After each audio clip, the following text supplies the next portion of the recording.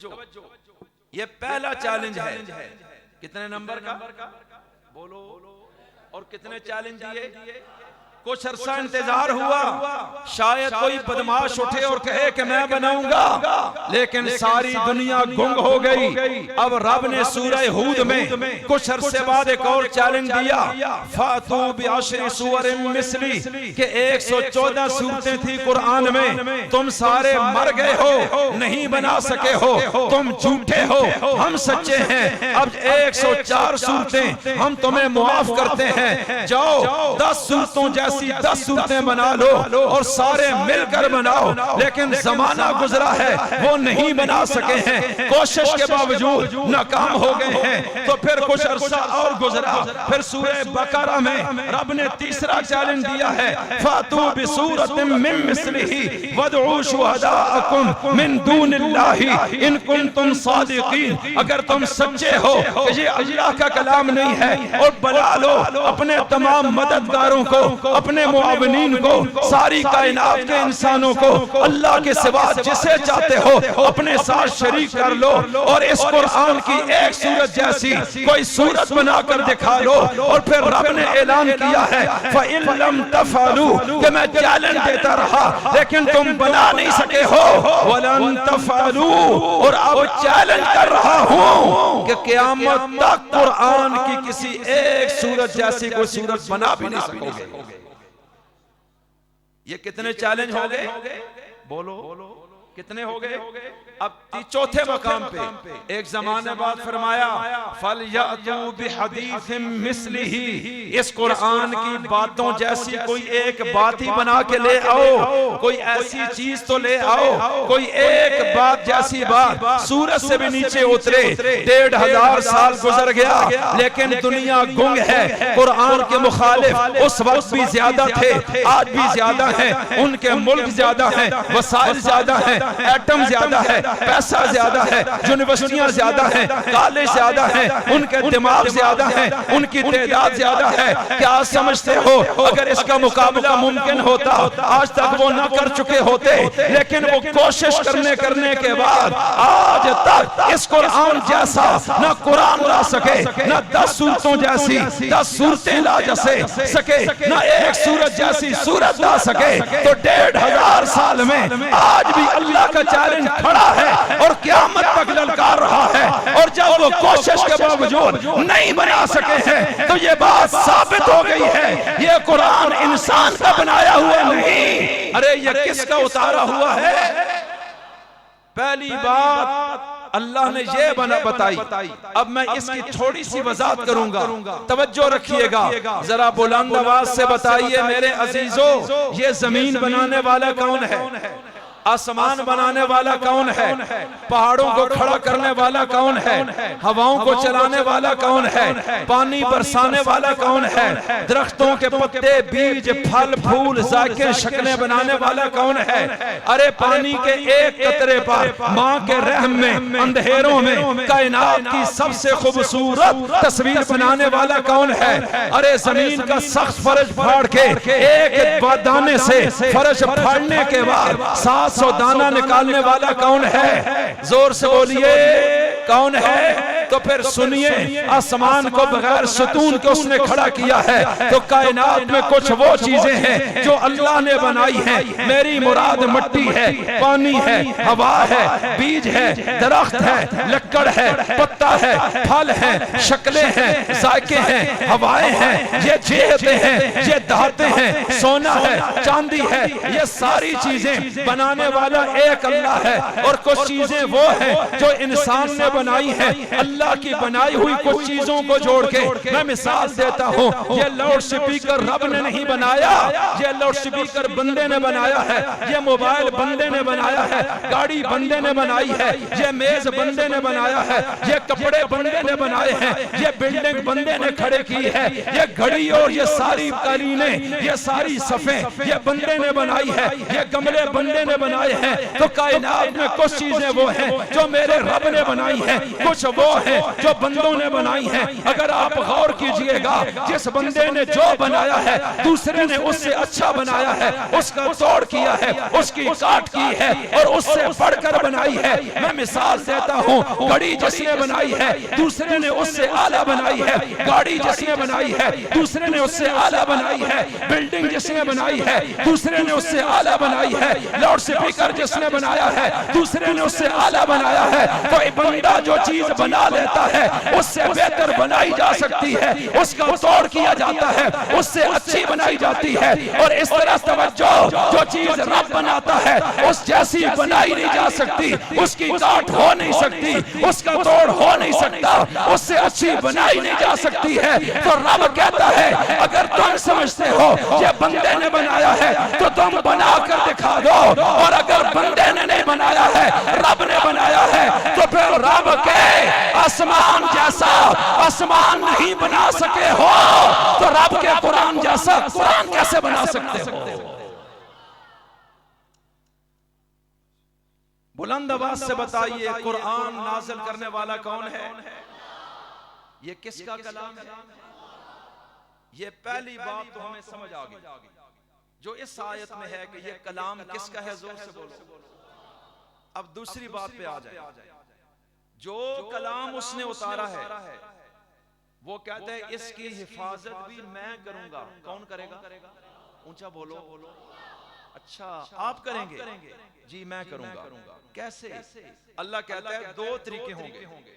اِنَّا عَلَيْنَا جَمْعَ, میں اس کو کتاب میں جمع کروا دوں گا, میں اس قرآن کو سینے میں فٹ کر دوں گا. بل ہوا آیات بینات فی صدور الذین اوتوا العلم, اہل علم کے سینوں میں قرآن کی آیتوں کو ایسا فٹ کروں گا کہ قرآن سینے میں چلا جائے گا. لیکن کہاں یہ میرا راز ہوگا. آج سائنس عروج پہ ہے, لوگ دلوں کے دماغوں کے آپریشن کرتے ہیں, جسموں کو پھاڑ رہے ہیں, ایک ایک جز کو چیک کر لیا ہے, لیکن قرآن جسم کے کس خانے میں گیا آج تک دنیا کو سمجھ نہیں آ رہی. سارا دل چیر لیا ہے, کس خانے میں ہے کچھ پتا نہیں ہے. دماغ کے کس خانے میں ہے کچھ پتا نہیں ہے. حرام مغز میں ہے کچھ پتا نہیں ہے. ریڑھ کی ہڈی میں چلا گیا کچھ پتا نہیں ہے. یہ گوشت میں گیا ہے کچھ پتا نہیں ہے. یہ ہڈی میں چلا گیا ہے کچھ پتا نہیں ہے. یہ خون میں چلا گیا ہے کچھ پتا نہیں ہے. یہ جگر میں ہے کچھ پتا نہیں ہے. ارے یہ سر سے پاؤں تک اس وجود میں چلا گیا ہے. رب کہتے ہیں میری حفاظت ایسی ہے کہ میں اس کو ایسے چھپا دوں گا کہ انسان الٹا لٹک جائے.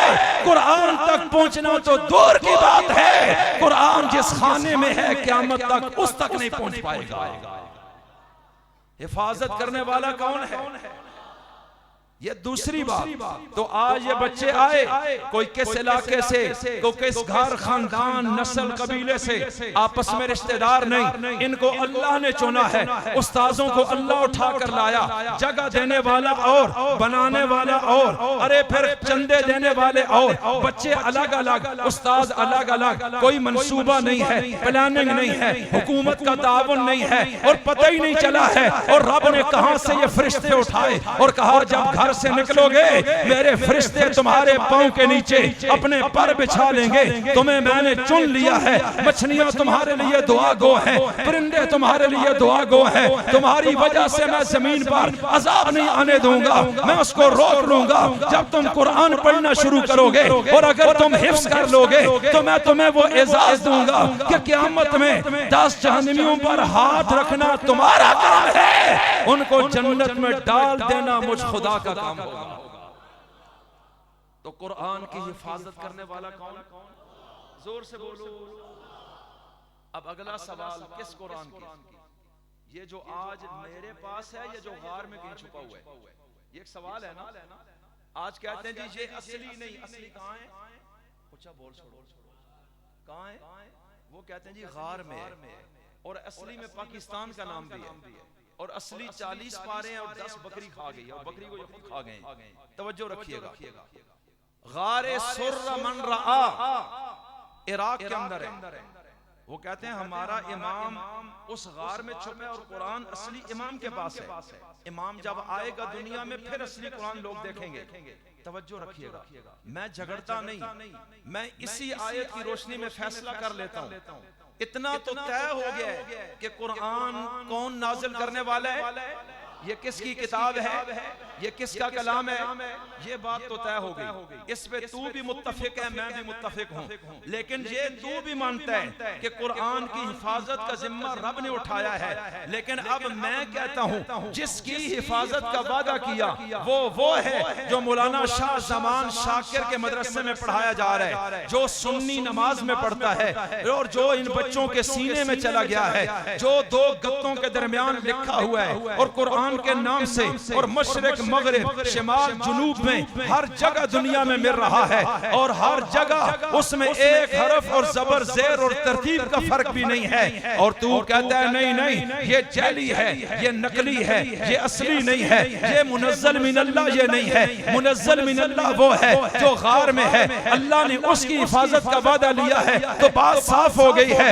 اگر چونکہ نازل تو رب نے کیا ہے, تو کہتا ہے وہ اصلی ہے اور اس کی حفاظت کا وعدہ ہے, اور وہ محفوظ ہے جو غار میں آج تک محفوظ ہے. میں کہتا ہوں اصلی یہ ہے جو سینوں میں محفوظ ہے. تو پھر میرا ایک سوال ہے, اس رب نے یہ کہا تھا کہ نازل میں نے کیا ہے, اب تیرا دعویٰ یہ ہے کہ غار والا نازل ہوا ہے. میں کہتا ہوں یہ میدان والا نازل ہوا ہے. اس میں آج تک تو نے جھگڑا ڈالا ہے, میں جھگڑتا نہیں ہوں, میں ایک سوال کرتا ہوں, اس سوال کا جواب تو نے دینا ہے.